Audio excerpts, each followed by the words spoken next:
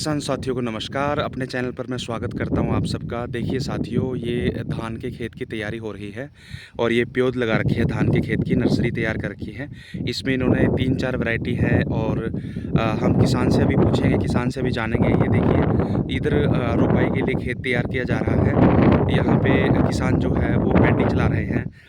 तो हम सीधा किसान भाई के पास चलते हैं और उनसे जानते हैं कि खेत की तैयारी कैसे वो करते हैं, क्या-क्या इसमें खाद डालते हैं। तो नमस्कार भाई साहब, स्वागत है आपका हमारे चैनल पर। नमस्कार जी। पहले तो आप अपना नाम बता दीजिए। मेरा नाम सुनील दत्त है।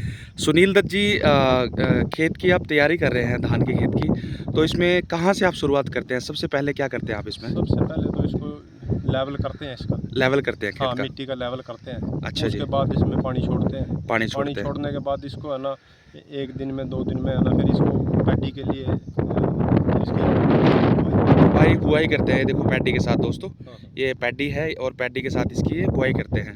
उसके बाद जी? बुआई करते हैं। बुआई करने के बाद इसकी जो तैयार हो जाता है फिर सुहागा लगा के इसको लेवल कर देते धान हैं। के लिए तैयार कर देते हैं। हाँ, तो पैडी के बाद इसमें खेत में सुहागा लगा देते हैं और हाँ, धान के लिए फिर खेत जो है वो तैयार हो जाता है। तैयार हो जाता है और उसके बाद फिर धान लगाई जाती है।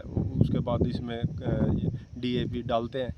तो खेत की तैयारी के समय पे कुछ डालते हैं? नहीं, उससे पहले नहीं डालते। पहले नहीं कभी डालते? कुछ लोग डालते भी हैं। हाँ, कुछ लोग डालते हैं। लोग डीएपी को पहले डाल देते हैं। जी, जी। हाँ, जैसे आप इसे बुआई करने से पहले डाल देते हैं और कुछ लोग मतलब इसको ये खेत तैयार करने के बाद डीएपी को डालते हैं। जी, जी। हाँ। तो फिर उसके बाद फिर आप रोपाई करते हैं? हाँ, रोपाई करते हैं। तो कौन-कौन सी वैरायटी इस बार रोपाई कर रहे हैं आप? इस टाइम पीआर धान है जो 14 नंबर है जो। 14 नंबर हाँ, पीआर और की। हाँ, और ये 131 ये 131 नंबर। हाँ, हाँ जी, हाँ जी। ये पीआर की वैरायटी ये है दोस्तों दोनों। पीआर की वैरायटी है और 1509। 1509 भी आप हाँ, कर ये रहे हैं। 60 दान में आती है। ये 60 दान में आती है। जी, जी, जी। और 1847 भी इसी हाँ। की वैरायटी है 1509 की। तो दोस्तों इनके पास 4 वैरायटी है। एक तो 131, 14 नंबर, 1847 और 1509। तो जब आप रोपाई करेंगे तो रोपाई के साथ में कौन-सी खाद आप खेत में डालेंगे? रोपाई रोपाई के बाद? रोपाई के बाद वो डीएपी। डीएपी डालेंगे आप। हाँ। कितना कितना डीएपी आप यूज़ करेंगे? ये 1 कट्टा यानी कि 45 किलो। 45 किलो 1 एकड़ के हिसाब 1 से? एकड़ के हिसाब से। जी, और हाँ। उसके अलावा कोई और खाद, यूरिया वगैरह हाँ, कुछ? हाँ, हाँ, उसके बाद वो सल्फ़र डालते हैं, जिंक डालते हैं और ये फेरिस डालते हैं। जी, तो दोस्तों ये डीएपी के साथ में सल्फ़र डालते हैं, जिंक डालते हैं और फेरस डालते हैं। जी। इनकी मात्रा और बता दीजिए, आप कितनी डालते हैं खेत में? ये सल्फ़र तो 10 किलो डालते हैं। 10 किलो सल्फ़र, जिंक 5 किलो डालते हैं। जिंक 5 किलो, और ये फेरिस वो 5 किलो डालते हैं। फेरस भी 5 किलो जी, डालते हैं। जी। तो ये होगी दोस्तों खाद की बात। अब बात कर लेते हैं हम, कोई सुंडी के लिए या कीटनाशी कोई आप डालते हैं? जी। पेस्टिसाइड कोई डालते हैं उस टाइम पे? उस टाइम पे नहीं डालते। उस टाइम पे नहीं उस डालते? टाइम पे नहीं डालते। 10-12 दिन की जब पनीरी खड़ी हो जाती है ना, जी, जी। हाँ, उसके बाद हम इसको क्लोरोफायरिफॉस डालते हैं। क्लोरोपाइरीफॉस डालते हैं उसके अंदर ये, जब आपकी जो फसल है वो 10-12 दिन की हो जाती है रोपाई के बाद। जी, जी। तो और इसमें कोई आप खरपतवारनाशी डालते हैं कुछ? जी, डालते हैं। वो रेसर के नाम से है जो कबाड़े के लिए तीसरे चौथे दिन डाल देते हैं। अच्छा, तो रोपाई के तीसरे चौथे दिन के बाद दोस्तों ये खरपतवारनाशी डालते हैं रेसर के नाम से। जी, जी। तो ये रेसर नाम की दवाई जो है वो यूज़ करते हैं खरपतवारों को ख़त्म करने के लिए। जी, जी। तो उसके बाद का प्रोसेस क्या रहता है फिर आपका आगे? उसके बाद प्रोसेस रहता है जैसे-जैसे बड़ी होती जाती है फिर उसको खाद देते हैं यूरिया। यूरिया फिर कितने हाँ। दिन बाद देते हैं? ये 15 दिन बाद दे देते हैं। 15 दिन जब बाद खड़ी फिर हो यूरिया जाती है देते ना, हैं। खड़ी हो जी, जाती जी। है। उसके बाद 10 दिन के बाद फिर खाद देते हैं। 10 दिन के बाद फिर हाँ, खाद और देते हैं। तीसरा खाद फिर 10 दिन के बाद। तो यानी कि हर पहला जो खाद होता है वो हाँ। खेत में रोपाई के तुरंत बाद कर दिया जाता है।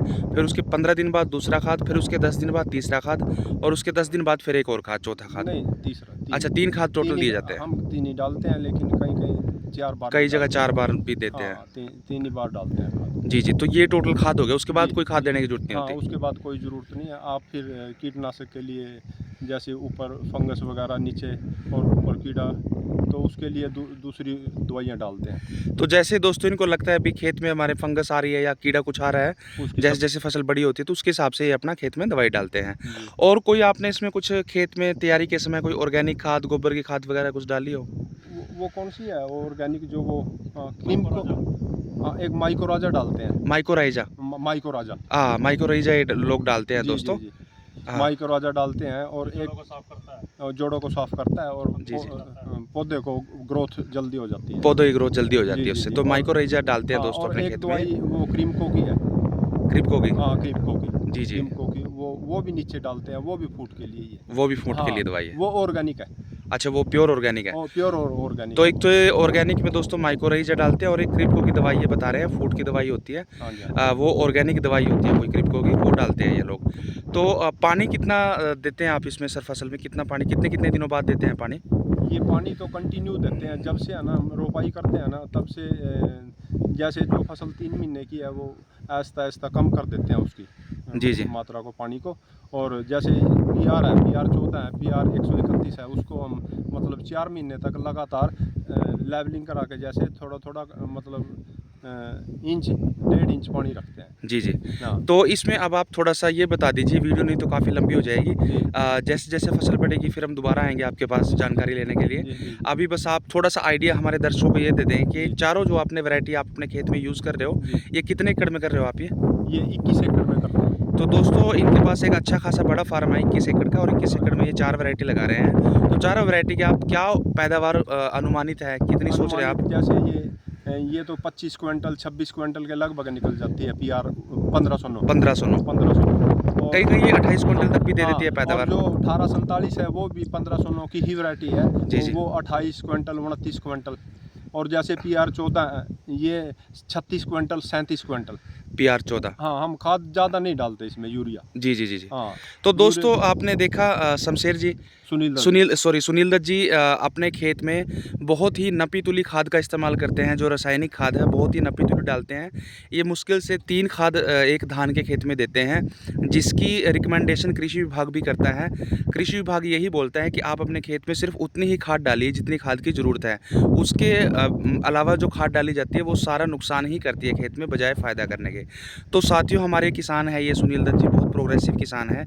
धान की इन्होंने हर तरह की चर्चा करी, हर तरह की अपनी जानकारी दी, कौन-कौन सी वैरायटी है इनके पास, कितना खाद डालते हैं, कितना खरपतवारनाशी डालते हैं, कितना पानी देते हैं और कितनी इनके खेत में पैदावार होने की संभावना है। तो उम्मीद करते हैं दोस्तों आपको ये वीडियो पसंद आई होगी। बहुत-बहुत धन्यवाद।